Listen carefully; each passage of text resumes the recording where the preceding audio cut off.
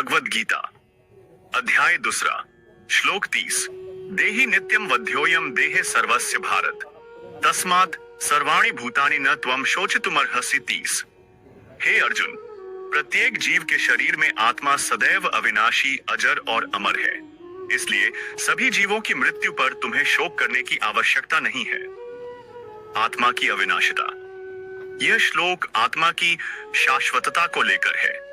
श्री कृष्ण अर्जुन से कहते हैं कि जिस आत्मा को तुम शोक कर रहे हो वह कभी मरने वाली नहीं है। आत्मा न तो पैदा होती है और न मरती है। यह स्थायी और अजर है। यह शरीर के भंग होने पर भी नहीं मरता। इसलिए हमें जीवन में किसी भी प्रकार के दुख और शोक को आत्मा की दृष्टि से देखना चाहिए, क्योंकि आत्मा कभी नष्ट नहीं होती। उदाहरण, जैसे हम एक पुराने कपड़े को बदलते हैं, वैसे ही आत्मा शरीर को छोड़ देती है। कपड़ा पुराना हो जाता है, लेकिन कपड़े की बनावट और गुण बदलते नहीं।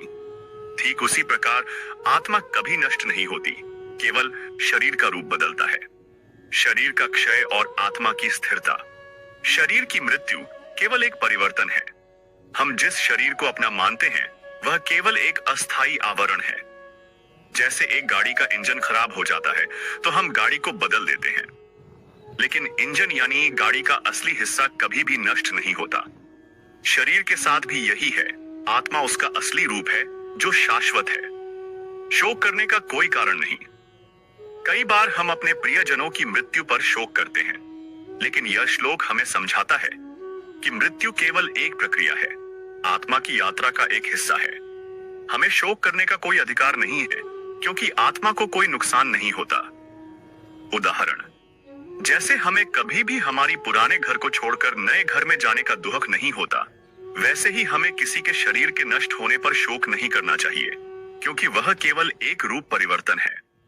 जीवन में सच्चा दृष्टिकोण। हमें यह समझने की जरूरत है कि जीवन में कोई भी स्थिति स्थायी नहीं है। कभी सुख होता है, कभी दुख। अगर हम आत्मा की दृष्टि से चीजों को देखेंगे तो हम दुखों से उबर सकते हैं। आत्मा की अविनाशिता पर विश्वास रखने से हमें शांति मिलती है। मृत्यु को सही नजरिए से देखना।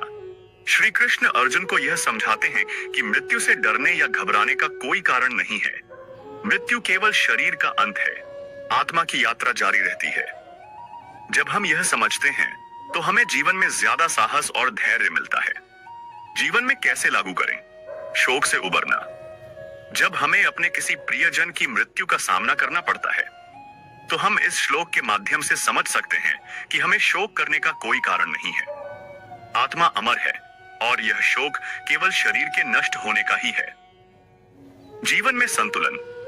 श्री कृष्ण का यह संदेश हमें जीवन में संतुलित दृष्टिकोण रखने की सलाह देता है। जब भी हम कठिनाइयों से गुजरें तो यह सोचें कि यह केवल एक चरण है, आत्मा कभी नहीं मरती। शांति की भावना। इस श्लोक को ध्यान में रखते हुए हम अपने अंदर शांति और स्थिरता पा सकते हैं। मृत्यु या दुख से घबराने की बजाय हमें आत्मा की शाश्वतता पर विश्वास करना चाहिए और जीवन के हर पल का आनंद लेना चाहिए। निष्कर्ष। भगवद गीता के इस श्लोक में श्री कृष्ण हमें आत्मा की शाश्वतता, मृत्यु के असली स्वरूप और जीवन में शोक से मुक्त रहने का रास्ता दिखाते हैं। यह श्लोक न केवल युद्ध भूमि पर अर्जुन के लिए था, बल्कि यह हमेशा हमारे लिए भी एक जीवन दर्शन है जो हमें हर दुख, तनाव और शोक से उबरने का साहस देता है। आप इस श्लोक को अपने जीवन में अप्लाई करें और देखें कि यह आपको कितनी शांति और संतुलन देता है।